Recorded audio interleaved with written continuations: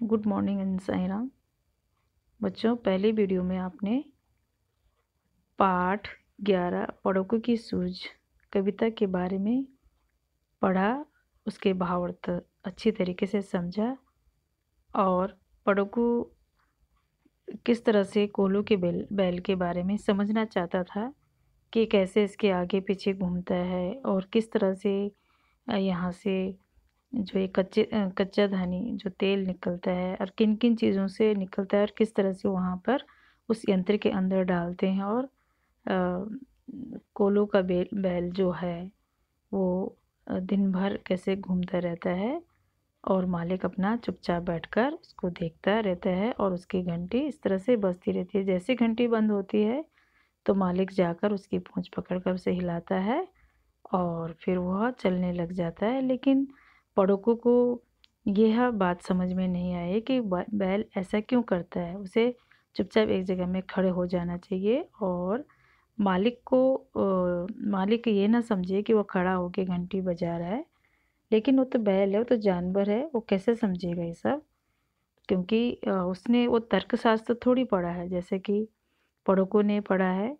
और जानवर तो जानवर होता है। तो इस तरह से इसमें कुछ प्रश्न हैं जो आपके इस कहानी में से यहाँ पर, जैसे कि पहला प्रश्न है, पड़ोकू की सूझ कविता में एक कहानी कही गई है, इस कहानी को तुम अपने शब्दों में लिखो। तो इस प्रश्न के उत्तर के लिए कविता का परिचय देखें। तो तीसरी कक्षा में तुमने रामधारी सिंह दिनकर की कविता भी पढ़ी होगी जो है मिर्च का मज़ा। तो पढ़ी होगी आपने। अब तुमने उन्हीं उन्हीं की कविता पढ़ोकू की समझ भी पढ़ी। तो ये किसने लिखा है? रामधारी सिंह दिनकर। ठीक है। तो उन्होंने क्लास 3rd में भी कविता लिखी है जिसका नाम है मिर्च का मज़ा। तो दोनों में से कौन सी कविता पढ़कर तुम्हें ज़्यादा मज़ा आया? चाहे तो तीसरी की किताब फिर से देख सकते हैं या तुम्हें याद होगी। मुझे काबुली वाला की सूझ कविता पढ़कर ज़्यादा मज़ा आया। ठीक है, ये अपनी अपनी समझ है। तुम्हें काबुली वाला ज़्यादा अच्छा लगा या पढ़ोकू, या कोई और अच्छा नहीं लगा? मुझे काबुली वाला ज़्यादा अच्छा लगा। अपने साथियों के साथ मिलकर एक एक कविता ढूंढो। कविताएं इकट्ठे करके कविता की एक एक कविता बनाओ। सभी विद्यार्थी एक एक कविता ढूंढो और सारी कविताओं को इकट्ठा करके कविता की एक किताब बनाएं। आप जब भी आपके पास ये कविता वाला क्वेश्चन आता है तो आपको, जैसे कि ये पढ़ोकू की सूझ वाला, कुछ लाइन इस तरह से आप बना सकते हैं। ऐसा नहीं है कि पूरी कविता इतनी लंबी चौड़ी है। मेहनत के मुहावरे। कोल्हू का बैल ऐसे व्यक्ति को कहते हैं जो क्या करता है? कड़ी मेहनत करता है या जिससे कड़ी मेहनत करवाई जाती है। ठीक है। तो जैसे कि कोई काम कर रहा है, बहुत मेहनत कर रहा है, तो सुबह से शाम तक वो काम करता रहता है, तो उसको कई बार क्या बोला जाता है कि ये कैसे लगा हुआ है सुबह शाम, जैसे कि कोल्हू का बैल हो। तो इस तरह से ये मुहावरा टाइप में आते हैं। तो दिन रात एक करना, पसीना बहाना, एड़ी चोटी का जोर लगाना। ठीक है। तो दिन रात एक करना मतलब नीतू ने डॉक्टर की परीक्षा पास करने कड़ी मेहनत करना। क्या होता है? दिन दिन रात एक करने का मतलब होता है बहुत मेहनत करना। जैसे कि नीतू ने डॉक्टर की परीक्षा पास करने के लिए दिन रात एक कर दिया था। पसीना बहाना, तो पसीना बहाना पैसे कमाने के लिए पसीना बहाना पड़ता है। ये भी इस तरह से मेहनत का ही है। ठीक है, बहुत मेहनत करना। एड़ी चोटी का जोर लगाना, मैच जीतने के लिए भारतीय टीम ने एड़ी चोटी का जोर लगा दिया। तो ये क्या है? ये है मुहावरे। जैसे कि कोल्हू का बैल किसी को बोला जाता है तो ऐसे काम कर रहा है जैसे कि कोल्हू का बैल हो। तो है पड़ोकू का नाम पड़ोकू क्यों पड़ा होगा? क्योंकि वह दिन रात पढ़ता रहता होगा, इसलिए उसका नाम पड़ोकू पड़ा होगा।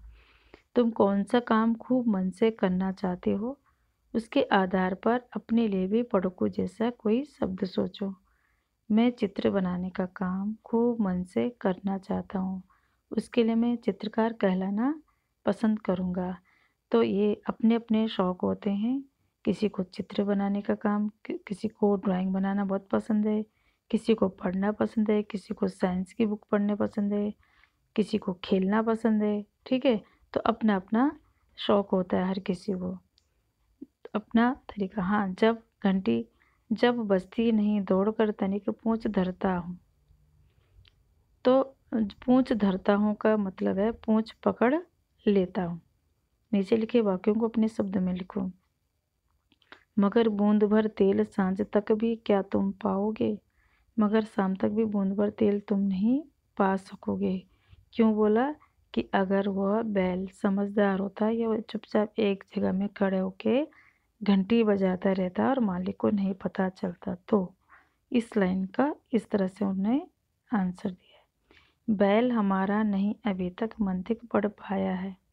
ये बैल जो है हमारा, ये अभी तक मंतिक मतलब वही तर्कशास्त्र नहीं पढ़ पाया है। हमारे बैल ने अभी तक तर्कशास्त्र नहीं पढ़ा। सिखा बैल को रखा इसने निश्चय कोई डव है। तो इसने बैल को जरूर कोई तरीका सिखा रखा है। डव मतलब तरीका। जहाँ ना कोई बात वहीं भी नए बात गढ़ते थे। जहाँ कोई बात नहीं होती थी वहीं भी कोई नई बात बनाने लगते थे। कौन? पढ़कू। गढ़ना। पढ़कू नई नई बातें गढ़ते थे। बताओ ये लोग क्या गढ़ते हैं? जैसे सुनार, लुहार, ठठेरा, कवि, कुम्हार, लेखक। तो सुनार क्या गढ़ता है? गहना। गहना बनाता है, उसको गढ़ना बोलते हैं, बनाना का। लुहार लोहे की चीज़ें बनाता है। और ठठेरा वो बर्तन बनाता है। ठीक है। कवि कवि क्या करता है? कविता बनाता है, कविता लिखता है। कुम्हार मिट्टी के बर्तन बनाता है। लेखक क्या करता है? कहानी लिखता है। ओके। तो अर्थ और खोजो। नीचे दिए गए शब्दों के अर्थ अक्षरजाल में से खोजो। तो जैसे कि कुछ शब्द दिए गए हैं कठिन शब्द, या इन शब्दों के अर्थ आपको ढूंढने हैं। ढव, भेद, गजब, मंथिक, छल, ये आपकी बुक में से यहाँ पर दिए गए हैं। तो अब ये क्या है? इसके अंदर जो चार्ट बना है इसके अंदर अलग अलग शब्द लिखे हैं और आपको मैच करना है। तो जैसे इसमें से सबसे पहले है ढव, तरीका, भेद और राज। ये चार चीज़ें आपको ढूंढनी है। तो ढव, ढ आपको देखना है कि ढ कहाँ पर है। ढ व, तो ये आपको मिला या नहीं मिला, ये आपको अपने आप उसमें से ढूंढना है। दूसरा है भेद। अब भेद भी आपको इसमें मिले या ना मिले। ठीक है। भेद। तीसरा है गजब। गजब। और चौथा है मंथिक। मंथिक मतलब तर्कशास्त्र। छल, धोखा। तो आपको जैसे तर्कशास्त्र भी इसमें है, धोखा भी है, और मंथिक मंथिक नहीं है इसमें। तो इस तरह से आपको इसमें से इन शब्दों को अक्षरजाल से ढूंढना है। ठीक है। तो अब आपके पास जो ये अभ्यास कार्य था वो आपको मैंने समझा दिया है। और जो आपकी वर्कबुक है, तो वर्कबुक में जितना भी ये काम है आपको बुक से देखकर, या जो मैंने वीडियो में आपको समझाया है, वीडियो में पढ़ाया है, तो उससे आपके उनके शब्दों के अर्थ, प्रश्न उत्तर, ठीक है, इस तरह से आपको करने हैं। तो जैसे कि वर्कबुक में सबसे पहले क्वेश्चन है, कविता की पंक्तियों का सही क्रम लिखो। तो जो कविता आपके पास दी गई है उस पाठ में जो लाइन पहले आई है उसको क्रम से लिखना है।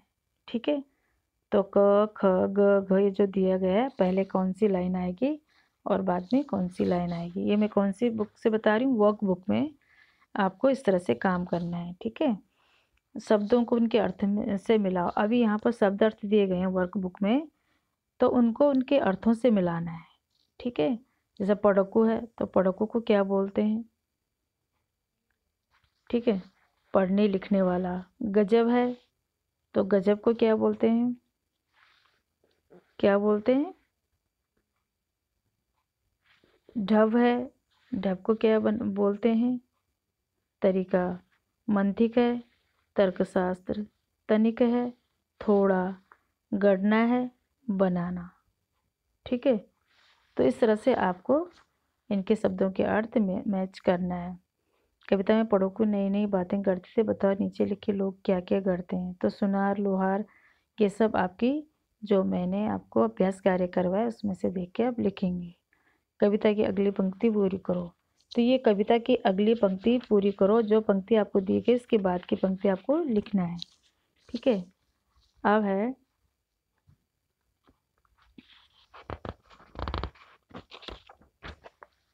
वाक्यांश के लिए एक शब्द लिखो। ये बहुत अधिक पढ़ने वाला, पढ़ोकू।